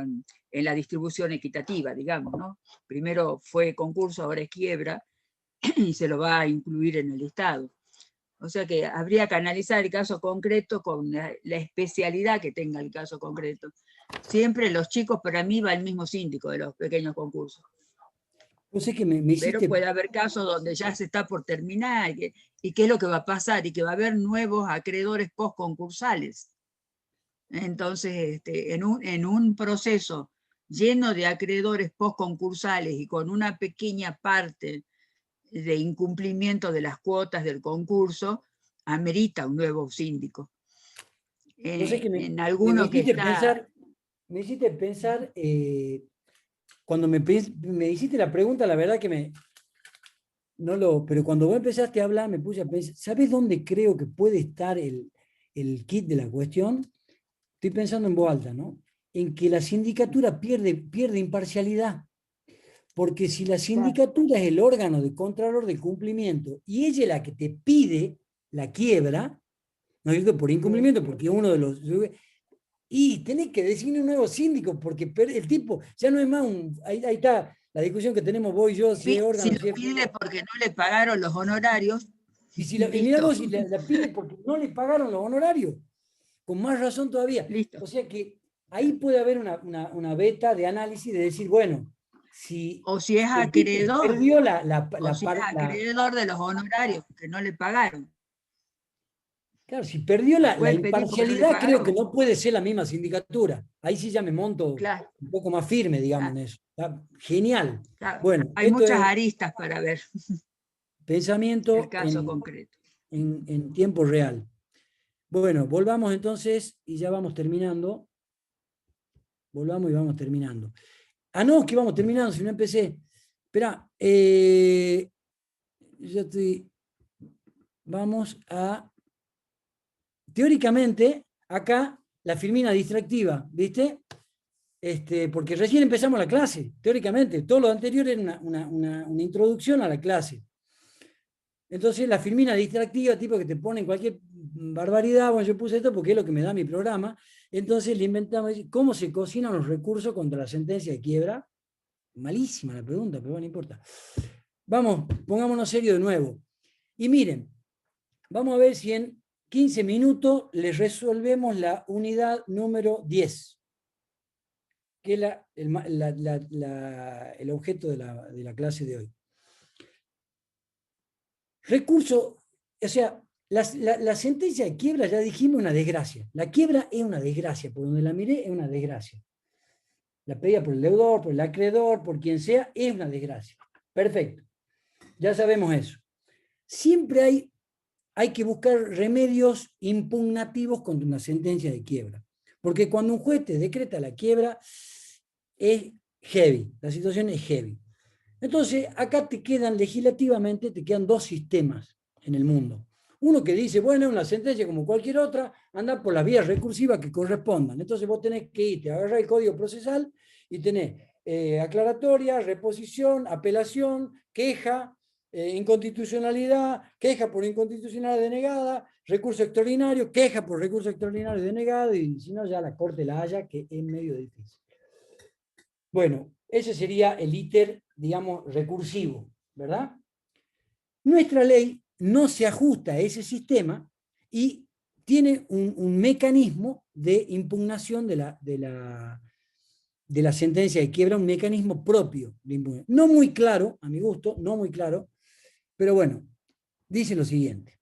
Vos tenés, y acá me estoy guiando exclusivamente por el programa, resolución de quiebra, bueno, no dijimos nada, pero no hay mucho para decir. Recurso de la sentencia de quiebra. Y vos fíjate que en el programa lo diferenciamos con la letra A mayúscula, recurso de reposición, B mayúscula, levantamiento sin trámite, C mayúscula, apelación, D mayúscula, incompetencia, E, conversión de la quiebra en concurso preventivo. Estos serían los 5 remedios o medios impugnaticios, genéricamente hablando, de la sentencia de quiebra. Y aquí te nombramos los artículos que están involucrados. La reposición del 94 al 99, el levantamiento sin trámite, en realidad, ¿no es cierto? No sé si estoy en tiempo real acá. En realidad, le agrego un tab, ¿no es cierto? Porque la reposición es un recurso, ya vamos a decir de qué se trata, y el levantamiento sin trámite es una variante de la reposición. Por eso te digo, ahí, entre paréntesis, 94, 99, en especial, por eso lo marco al 96, el 96. Luego, la apelación, ya vamos a ver de qué es lo que se puede apelar, el recurso de incompetencia contra la sentencia de quiebra y la conversión de la quiebra en concurso preventivo, que es un instituto maravilloso, muy buen instituto para tenerlo presente. Entonces, ahora el mecanismo que yo les propongo es el siguiente. Ustedes tengan presente esta filmina, de algún modo, los artículos, que están fáciles, porque están ahí en la ley, arranquen del 94 o del 90, pero primero vamos a arrancar con el 94, y vamos a hacer lo siguiente. Esperen que encuentre el 94. Vamos a pasar a esta filmina, y miren estas preguntitas. ¿Qué es? ¿Qué es qué? ¿Quién puede? ¿Quién puede qué? Bueno, cada una de estas preguntas, ¿qué es? ¿Quién puede? ¿Cuándo se puede? Causales, trámite procesal, tipo, lo aplican a cada uno de estos institutos. Entonces vamos a poner, ¿no es cierto? Acá. Si yo pongo reposición,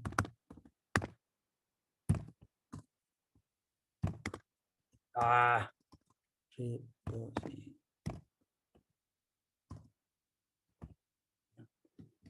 ¿No es cierto? Bueno, ahí iría un. La reposición. ¿Qué es la reposición? ¿Qué es? ¿Quién puede meterla? ¿Cuándo se puede? Esto, si yo lo traduzco en términos más jurídicos, el qué es la naturaleza jurídica del instituto. Entonces, ahora vamos a responder, ¿qué es la reposición? Es un mecanismo procesal que el deudor tiene para pedirle al propio juez que la dictó que revoque la sentencia de quiebra, que revea su posición al momento de dictar la quiebra. O sea que, ¿qué es? Es un medio impugnaticio de la propia sentencia de quiebra. ¿Qué es el levantamiento sin trámite? Es lo mismo, es un recurso de reposición que se interpone ante el propio juez para que el juez revea o revoque la sentencia de quiebra. ¿Por qué el levantamiento sin trámite?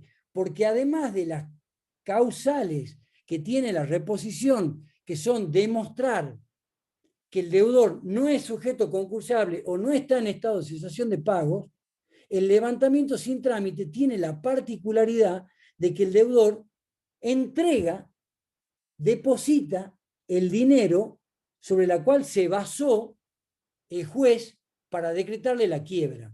Porque, vuelvo a repetir, todos estos son casos, la reposición, levantamiento sin trámite, apelación, incompetencia y conversión, son todos casos de quiebras directas, con algunas salvedades que ya las vamos a ver ahora, pero el principio general son todos casos de quiebras directas.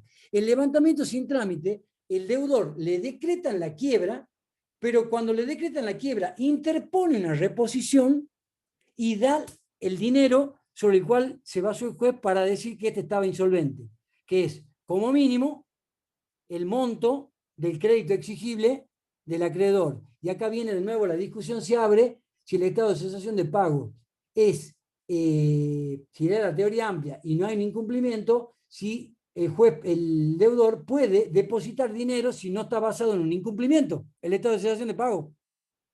Ahí hay toda una discusión. No importa, si quieren después la vemos. Pero lo concreto, lo grueso es que el levantamiento sin trámite es una reposición, es un recurso de reposición, o sea, se ataca la sentencia, pero se le pide al mismo juez que la revea, nada más que depositando. Y la ley dice, entregando dinero en pago o embargo. ¿Qué significa en pago o embargo? En pago, que el deudor reconoce en el acreedor la deuda y le paga. ¿Qué es un pago? Volvemos a derecho 1. En pago es un modo de extinción de las obligaciones. Satisfago al acreedor, le pago. Pero si yo cuestiono el crédito, sobre el cual me pidieron la quiebra y sobre el cual prima facie, porque la verdad que el tipo va a ser acreedor cuando verifique el crédito. Él demostró sumariamente que es acreedor, artículo 84. Demostró sumariamente que es acreedor. Entonces, si yo discuto que soy realmente deudor de ese tipo, y el tipo me estaba reclamando y me pidió la quiebra por un supuesto crédito, crédito de $1 millón, yo deposito en embargo el $1 millón y le digo al juez, pongo la plata acá en depósito, téngala ahí, señor juez, y vamos a discutir si yo le debo o no le debo. Pero ¿qué es lo que está acreditando? Porque tanto las causales en la reposición como el levantamiento sin trámite, las causales son que no hay presupuestos los presupuestos objetivos para la apertura del concurso. Tiene sentido entonces, según la clase de hoy, saber qué es un acreedor concurrente y qué es un acreedor concursal. Tiene sentido entonces saber cuáles son los presupuestos de concurso, los presupuestos objetivos y subjetivos.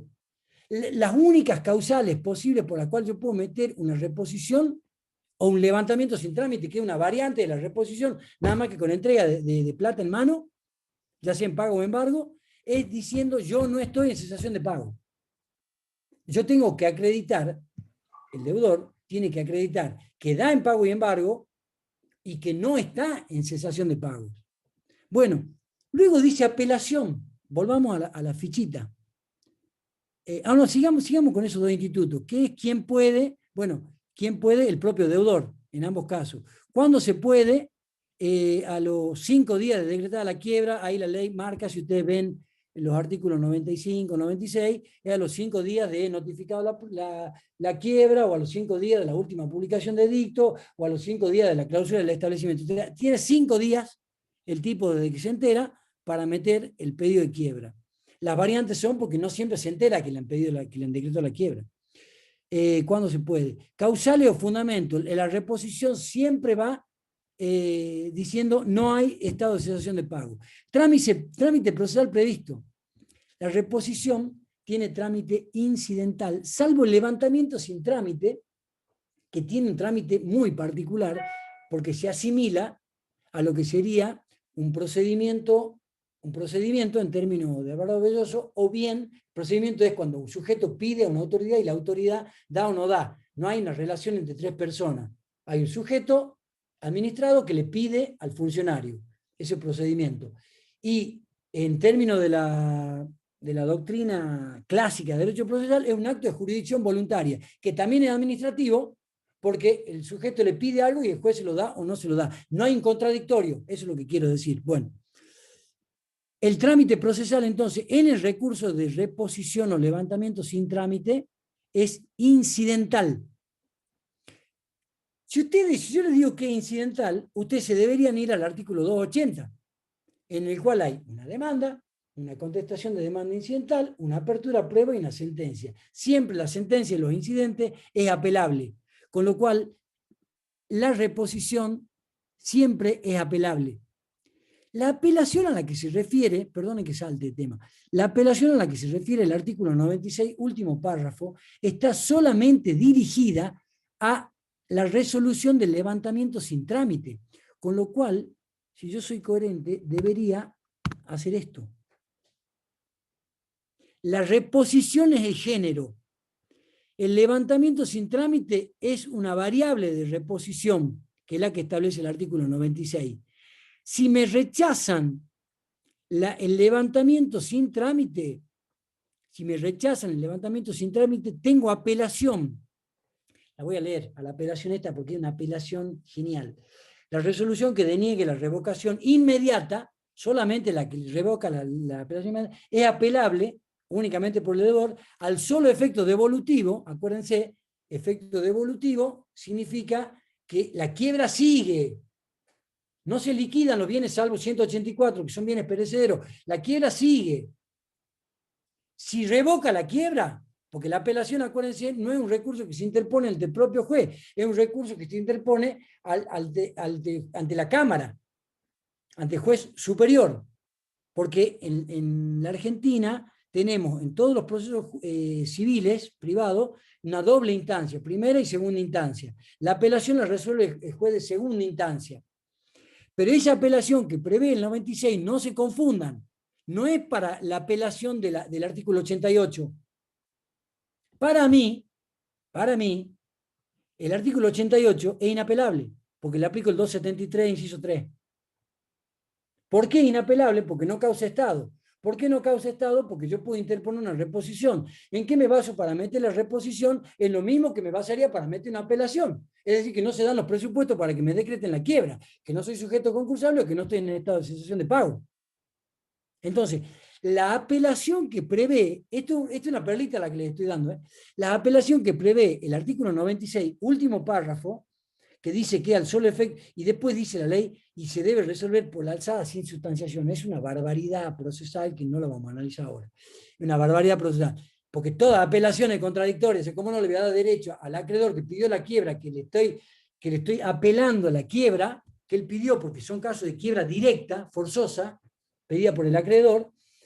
¿Cómo no le voy a dar la posibilidad que el tipo se defienda, que diga sí está en cesación de pago, o sí es sujeto concursable, que son las dos causales por las cuales se puede pedir la revocación? Che, ¿se fueron o estoy hablando solo yo? Esto es como los teléfonos, ¿viste? Ah, ahí están. ¿Viste cuando vos estás hablando en el celular que está hablando y el otro ya está, uy, por suerte se cortó? Bueno, estamos acá. Vuelvo a la filmina. Compartir. Ojo con la apelación entonces. El recurso de incompetencia, ahí volvamos a la pregunta entonces, ¿qué es? ¿Qué es el recurso de incompetencia? No es un recurso impugnaticio. No estoy tratando de impugnar o rever la decisión de quiebra. La quiebra sigue adelante. Artículos 100 y 101. Lo único que estoy diciendo, este juez no es competente. Pero la quiebra vale, va como piña. Sigue su trámite. Y de ahí todas las preguntas que ustedes las pueden ir contestando a medida que vayan leyendo los artículos. La importante de todas estas, vuelvo, entonces, la incompetencia no tiene mayor desarrollo que la que surge de los artículos 100. La única cuestión es quién es el sujeto que pide, que puede plantear la incompetencia. Bueno, el deudor, si no surge como una quiebra indirecta, obviamente. ya no podría plantear la incompetencia, el tipo ya tiene todo el concurso metido. La podría plantear un acreedor, pero ¿qué acreedor? El que pidió la quiebra, no. Porque el acreedor que pidió la quiebra está consintiendo a la competencia del juez, no puede pedir la incompetencia, la puede pedir otro acreedor, pero ustedes me dirán, pero si no hay acreedores todavía, profe. Bueno, otro sujeto que se dice acreedor, porque va a ser acreedor cuando pase por las horcas caudinas al proceso verificatorio concursal. No sé a quién le robé esa idea de las horcas caudinas del proceso verificatorio. Algún autor. Creo que a Mafia debe ser. Bueno, la incompetencia, repito, no es un verdadero recurso impugnativo, sino que es simplemente lo que intenta, o el fundamento, digamos, es que no es competente en razón de la materia, en razón del territorio, en razón si es nacional o es ordinario, o sea, federal ordinario, y lo único que hace, si prospera el recurso, es que se traslada, ¿no es cierto?, la quiebra al juez competente. Trámite procesal, tipo de quiebra. Bueno, a ver, bueno, y vamos a decir dos palabras de la conversión de la quiebra en concurso. La conversión de la quiebra en concurso preventivo, artículos 90 a 93. Podemos hacer este mismo íter, no los quiero aburrir. ¿Qué es? Es un recurso, un recurso, acá tiene que ver el principio de unidad, en el cual, así como un concurso preventivo deviene en quiebra, pero es un único proceso judicial o procedimiento judicial, en este caso inverso, se daría que hay una quiebra que se convierte en concurso preventivo. El quien puede, ¿no es cierto?, de la conversión de la quiebra en concurso, en el quien puede, de la conversión de la quiebra en concurso, sería, puede, funciona para quiebras directas. Por lógica uno tendría que pensar, el acreedor me pide la quiebra, yo me defiendo como puedo, el juez decreta la quiebra y yo pido la conversión de la quiebra en concurso preventivo, artículo 90. Ningún problema. La pregunta es, ¿lo puede pedir el deudor que pidió su propia quiebra? La lógica indicaría que no, porque ¿cómo voy a pedir mi propia quiebra y después voy a pedir la conversión de la quiebra en concurso preventivo? Suena a chicana procesal. Sin embargo, hay un caso famoso, que lo nombran todos los autores, que es el caso Pujol, en el cual se sentó la doctrina, ¿no es cierto?, que no es obligatorio para los jueces, pero bueno, se sentó la doctrina de que el deudor que pide su propia quiebra está dentro de la quiebra directa, con lo cual puede pedir la conversión de la quiebra en concurso, con lo cual ahí se puede prestar un juego, que algo hablamos el otro día en alguna clase. También el artículo 90, y acá sí me detengo en un juego de la conversión de quiénes son los sujetos que pueden pedir la conversión de la quiebra en concurso. Ya sabemos que son, en el caso de quiebra directa, no hay conversión de la quiebra en concurso preventivo en el caso de quiebra indirecta, porque si no esto sería un Moebius. ¿Conocen lo que es la cinta Moebius? Ya todo vuelve de nuevo. Yo pido la quiebra, después pido la conversión de la quiebra en concurso preventivo, después no. Si ya tenés un concurso preventivo, no podés pedir la conversión, ni tampoco podés pedir la conversión. ¿Te acordás el artículo ese del 31 y el 59? No podés pedir la conversión de la quiebra en concurso si estás dentro de un periodo de inhibición, porque desististe y tenía un pedido de quiebra pendiente, o porque se dictó la resolución de cumplimiento del concordato. Bueno, ¿dónde está la particularidad del tema de la conversión de la quiebra en concurso preventivo? En el deudor excluido, porque la ley utiliza un sistema muy complejo, si ustedes lo tienen a mano, dice, deudores comprendidos, están el deudor que surge de la quiebra directa, con esta discusión si es directa, forzosa o voluntaria, suponete que vayan las dos, deudor comprendido, también puede usar este recurso el socio ilimitadamente responsable. Por eso era importante, volvamos a esta primera filmina, ¿para qué sirve determinar si la quiebra fue dictada como indirecta, directa o dependiente? Tenés que tener en claro eso, para poder entender todo lo que es la parte recursiva. Entonces, volvemos. La conversión de la quiebra en concurso dice, la pide el propio deudor cuando es quiebra directa, ahí no hay duda. La pide el propio deudor, ¿no es cierto?, cuando está dentro del 160, porque el tipo le decretaron la quiebra a la empresa de la cual era el socio ilimitadamente responsable, salvo que el tipo haya dado que sí, el ok, porque ahí también te piden la presentación, artículos 6 o 7, y la ratificación por el órgano de gobierno. Si el socio participó, obviamente ya ahí no puede decir nada. Pero si el socio no participó o mostró disconformidad porque era minoría, ¿no es cierto?, para que se presente el concurso preventivo o la quiebra directamente, entonces en ese caso él sí tiene la posibilidad de pedir la conversión de la quiebra en concurso. La pregunta sería, ¿de quién? ¿Del principal o de los dos? Yo creo que de él nada más. No sé, no lo pensé, lo estoy pensando ahora. Bueno, deudor excluido, dice la ley. Deudor excluido. No puede solicitar la deuda de la conversión de la quiebra en concurso, y acá viene de nuevo la diferencia, ¿no es cierto? ¿Dónde está? ¿Dónde está? Bueno, no sé dónde está, no está en ningún lado. La quiebra indirecta, ¿no es cierto? Por incumplimiento, cuando hay una quiebra directa por incumplimiento. En ese caso, si hay una quiebra indirecta, ya estando pendiente el cumplimiento de un concordato o estando en trámite un concurso preventivo, no la puede pedir. Bueno, o sea, no la puede pedir el deudor que surge como consecuencia de una quiebra indirecta. O sea que hasta ahí tendríamos. El principio general es que la puede pedir el deudor que surge como quiebra directa, ya sea voluntaria o forzosa. También la puede pedir el acreedor 160. No la puede pedir, consecuentemente, el acreedor, el deudor, por quiebra indirecta. Y la pregunta es, ¿qué pasa con el 161? El 161, que son los casos de quiebra, de extensión de quiebra sancionatoria, no está prevista en la ley. No está mencionado en el 90. El 90 dice quiénes son los que están comprendidos y quiénes son los que están excluidos. Pero al medio del sándwich, está el 160 que no lo menciona. Entonces la pregunta de examen sería, ¿puede un deudor al cual se le decretó la quiebra por confusión patrimonial inescindible, por actuación en interés personal o por situación de abuso de control societario, pedir la conversión de la quiebra en concurso? Ahí habrían varias soluciones posibles. Lo dejo ahí como pregunta en el aire, como pregunta en el tintero. Tipos de quiebra, entonces, bueno, creo que más o menos está. La conversión de la quiebra en concurso lo que intenta es dejar sin efecto. Cuando ahí vamos a la pregunta, ¿qué es? Es un recurso que ataca a la quiebra y la deja sin efecto. Es un proceso que convierte la quiebra en concurso preventivo, deja sin efecto la sentencia de quiebra y la convierte en concurso preventivo. Y ahí sigue el trámite de concurso preventivo normalmente. Y la pregunta sería, ¿y si un deudor, acordate, por el artículo 14, inciso creo que 5,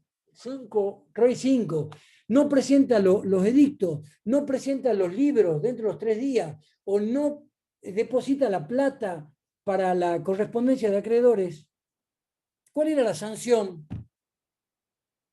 Muchos de ustedes deben estar pensando, sí, profe, el desistimiento. Bien, el desistimiento.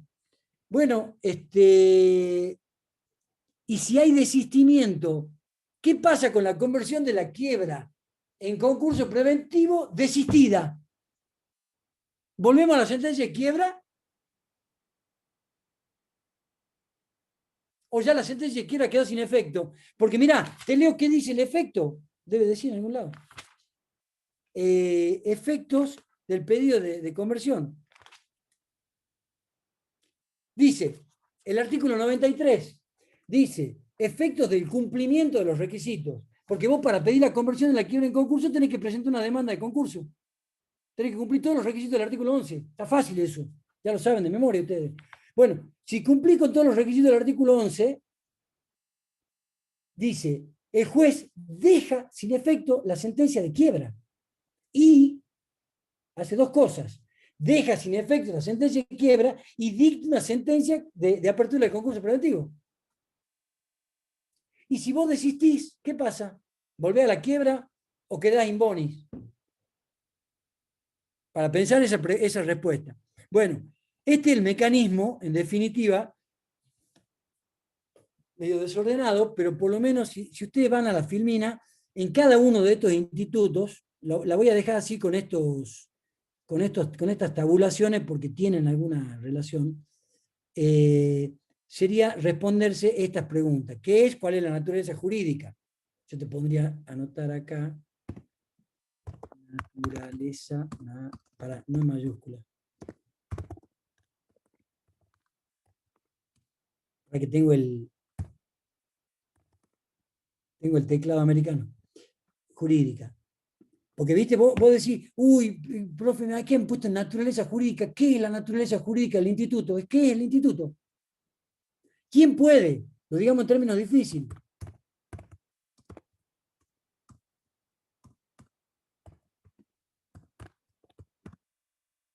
¿Quién está legitimado procesalmente para iniciar la acción? ¿Cuándo puede? Esto responde a la pregunta plazos procesales. Tremendo plazo, hay que extender todos los plazos procesales. Bueno, causales está claro. Trámite procesal previsto. Lo que venimos viendo, todos los recursos, casi todos tienen el 280. O sea, trámite incidental. Todos los que vimos tienen o trámite incidental o el específico. ¿Cuál es el específico? La conversión. La conversión. Después le pongo los acentos porque estoy con el otro coso. Tipos de quiebra. Acá me faltó un... Bueno, no sé dónde está el coso. En el teclado americano. ¿Ustedes me ven lo que yo estoy haciendo? Sí, tipo de quiebra. Ahí está. Tipo de quiebra. Listo. Tipo de quiebra. Y ahí viene. Si quiebra directa, indirecta, dependiente.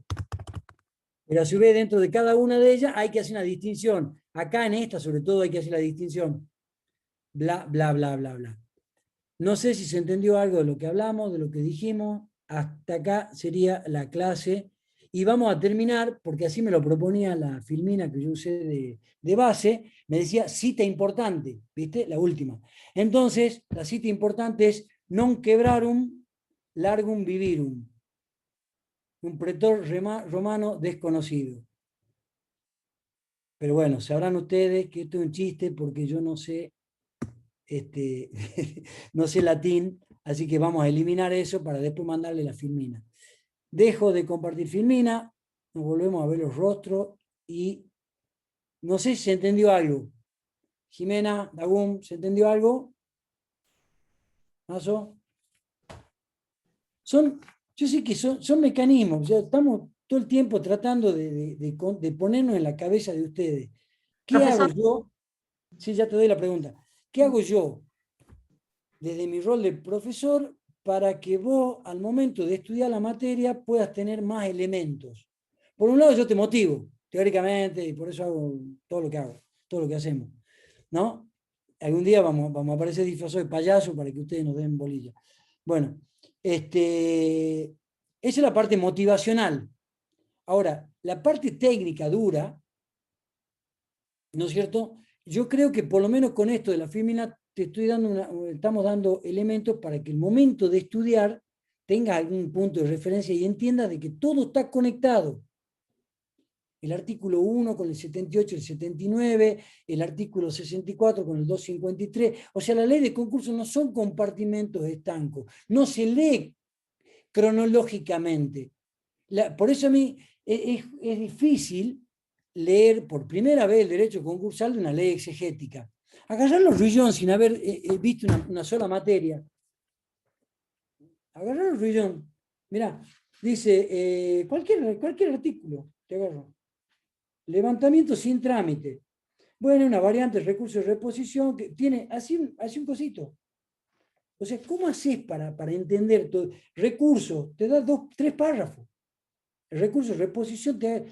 Entonces, pero no porque Ruillón no sepa, Ruillón es un genio. Lo escuché, lo leí, es un genio el tipo. O sea, un genio sabe una banda de derecho concursal, sabe 10 veces más que yo, por lo menos, pero la ley exegética, cuando vos la agarrás así de una, es muy jodido, muy complicado, porque no es secuencial. Y además las leyes, por eso es que los abogados, por suerte, vivimos. Son de difícil interpretación, o sea, hay que articular institutos. Quédense con esa idea, quédense con la posibilidad de que siempre está una cosa vinculada con la otra, y sobre todo con el derecho privado. Por eso yo siempre digo, tienen que estudiar con un diccionario jurídico en la mano, si quieren estudiar en serio la materia, porque es muy complicada si no.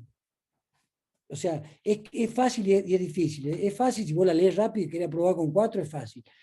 No, pero si el derecho concursal, como dijo alguien hace poco, somos contadores, dijo, sí, tiene que ver. Somos contadores, pero no quiere decir que no sepamos. Tenemos que entender cuál es la complejidad del problema. Ahora, vos me decís, léete un balance, yo te voy a decir, pero si lee el balance, yo lo único que hago es leo el activo corriente, el activo no corriente, y ahí me doy cuenta si el tipo tiene guita o no tiene guita. Bueno, pues soy un burro si digo eso. O sea, el balance tiene una complejidad que mi cabeza no la puede entender, aunque me pusiera a estudiar hoy de nuevo ciencia económica. Porque la cabeza que vos tenés a los 20 y pico de años no la tenés a los 50 y pico, 56 en el caso mío. El de Osorio, ¿qué diccionario jurídico sugieren? Yo el de Osorio, soy fanático de Osorio. Bueno, alguien me iba a hacer una pregunta, eso lo leí en un chat, dice, ¿qué diccionario? El de Manuel Osorio es muy bueno. ¿Alguien quería hacer alguna pregunta? No, yo quería decir con respecto a si el concursado solicita la conversión de la quiebra en concurso, usted me decía qué pasaba si desiste. Yo lo estuve pensando y considero que se podría pedir una nueva quiebra, porque ahí ya se aplican las normas del concurso preventivo. Se desiste y sería declarar una nueva quiebra. No, pará, pero se desiste, pero ¿quién declara la nueva quiebra? ¿Ante un pedido de un acreedor o ahí nomás el mismo juez? No, para mí otro acreedor. Ah, bueno, sí. Es una respuesta posible, tiene peso. ¿No hay actividad esta semana, profesor, de nada? Vos siempre tenés que... Estoy sin Está teléfono. buenísimo que preguntes un montón, Marcela, pero estamos Estoy sin de tema de contenido. ¿Hay algún otro alumno que tenga alguna duda? Me encantan las preguntas, Marcela, y vos sos súper activa, pero el único defecto que yo me permito sugerirte, así como me dijeron que la clase teórica no se entiende en nada, y lo dijeron con total sinceridad, y nosotros tratamos de que se entiendan un poco, digo, tratá de focalizar la pregunta. O sea, se está hablando de esto, tenés que preguntarle esto. Perdón, Disculpe, no tomé a mal. profe, disculpe una Dale, pregunta. En dale. caso, por ejemplo, una entidad deportiva, un club deportivo, ¿puede o no De pelota. convertir? No sé, la verdad, ya ni me acuerdo. Lo sacamos del programa eso. Tiene una legislación especial, Mm. en el cual todos los clubes, las entidades deportivas, como se supe, es la famosa ley Racing, como tienen toda una finalidad, no tienen fines de lucro, que si yo, tienen una finalidad social, no quiebran, digamos, sino si les designa un órgano de contralor. Ahora, tu pregunta es, un órgano de contralor para liquidar el pasivo, es un proceso de liquidación especial que hay, en el cual, en definitiva, no se le termina liquidando nunca los bienes del club. Ahora, tu pregunta es, ¿puede convertir la quiebra en concurso preventivo? Yo entiendo que sí. Sí, Por porque hoy ejemplo, quiere. porque hay algunos casos, por ejemplo, lo del PSG, el Paris Saint-Germain, que había convertido, que viene un inversor tipo árabe o Manchester City, por eso, Claro, acordate que son legislaciones diferentes, ¿no? diferentes, claro. Pero no importa, está súper buena. No sabía que el PSG se había quebrado, con vos se lo que 2011. agarrar esa quiebra, hermano. ¿Sabes qué? No doy más clase en mi vida. Agarro esa quiebra y chao. Entiendo que sí. Es un estado permanente el que tienen las entidades deportivas. Es una situación, una ley especial, sí, no habría motivo para excluirlo porque no está excluido de la ley. no estaría Pero excluido. lo que pasa es que tienen un régimen especial, y podríamos decir que es un estado latente permanente, porque son años, como dijo Pedro, la ley Racing. O sea, entran en un estado de liquidación, por decir entre paréntesis o entre comillas, y ahí persisten a través del tiempo, o sea, con un Suspenden por 10 control. años. Acá en Salta, Juventud Antoniana entró en eso, y Gimnasia y Tiro también entró en Gimnasia y el Tiro. fideicomiso. los dos. Central Norte no, porque no tiene bienes, pobre. Entonces, No, mentira, pobre cuervo, lo tengo acá cerquita. Otra pregunta de contenido. Profe, Mande. en la quiebra pedido por acreedor, en el Quiebra. trámite, el acreedor debe probar tres cosas fundamentalmente, Sí. ¿sí? ¿Qué documentación lleva para probar que el deudor está en cesación de pago? Es el problema que le planteé el otro día, los hechos negativos, porque ¿cómo hago yo para probar que un tipo no está en cesación de pago? ¿Cómo hago yo para probar de que yo no era el que estaba con la amante? ¿No es cierto? ¿Cómo hago para probar cómo hace usted para probar que el plomero ese día no estaba en su casa? ¿Se acuerdan? Nuestro primer encuentro fue a raíz del plomero este que nos desconcentraba, que hoy también me desconcentra. Bueno, es muy difícil. Ahora, contestando sin chiste, y yo te diría, pues le podés meter un gnosis. ¿Saben lo que es el gnosis? Es un sistema informático en el cual te dice cuál es la situación del tipo. Le podés meter un listado que sacas del Banco Central de los cheques rechazados. Le podés meter un juicio millonario con sentencia firme en contra que el tipo no pagó dentro de los 5 días de condenado. Le podés meter un listado de juicios que tiene 500 juicios en contra. O sea, te tenés que dar maña. Te tenés que dar maña para probar ese hecho negativo. Pero es documental. Lo único que yo te digo es documental. Vos tenés que mostrarle papelitos al juez. Los jueces hacen tres cosas al momento de fallar. Miran, escuchan y razonan. Él tiene que mirar la documental. No puede escuchar a nadie. No puede escuchar un testimonio, no puede escuchar un perito, no. Él tiene que mirar y saber si ese hecho tiene un convencimiento. Eso es lo que vos planteás, Bet, es un tema súper interesante. Digo Bet porque me sale ahí Bet, no sé si te llamas Bet o no. Te llamas Bet. Bueno. Para mí es un tema que me tiene como medio rayado últimamente, porque tiene que ver con la prueba. Y hay un autor italiano que dice que la prueba es el corazón del proceso. Porque los hechos son palabras que expresan las partes. Te estoy hablando de procesos contradictorios, ¿no? Lo que importa es cómo vos acreditás las cosas que decís.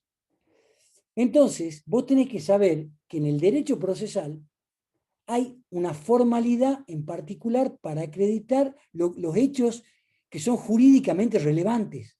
Porque vos no podés probar cualquier hecho. Vos tenés que probar hechos que son jurídicamente relevantes.